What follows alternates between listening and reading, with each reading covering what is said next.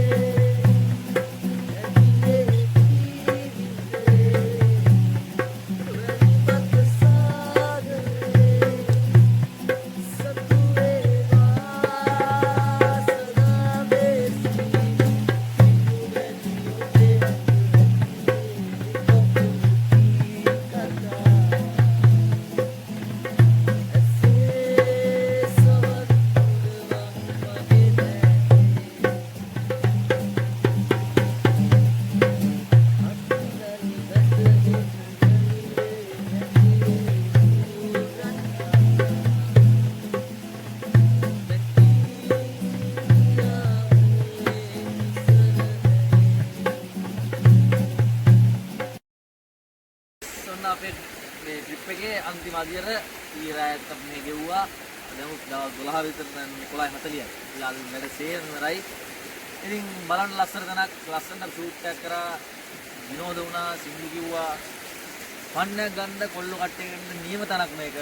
වටපිටාවවත් ඒත් සුපිරි වතුර ටික තියෙනවා. ඉන්න නියම පොට්ටයක් මොනවා වුණත් යාළුවනේ ඇවිල්ලා මේක අපිරිසුදු කරලා යන්න එපා. මේ කලින් ආපු කට්ටිය දරාගෙන තිබ්බා. අපි උනත් කාබ්දුක සේරම බෑග් වල දාලා තියෙන්නේ. ඉතින් පහලට ගිහිල්ලා පහල වයින් ගන්න තැන තියෙනවා. එහෙම නැත්නම් ගෙදරට යන්න. මෙතන අපිරිසුදු ගන්න එපා. එන කට්ටිය ලස්සනට බලලා අපේ පරිසරය රැකගෙන හැමදාම මේ වගේ තියාගත්තොත් මේක මීටරයක් ලංකාව ලස්සන තැනක් වෙයි. ඉතින් අපි එහෙනම් පහලට යන්න යන්නේ.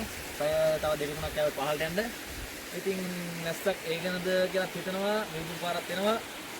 ඔබත් අපේ වැඩි වරයි අපි යන්න ගෙන. බයි බයි.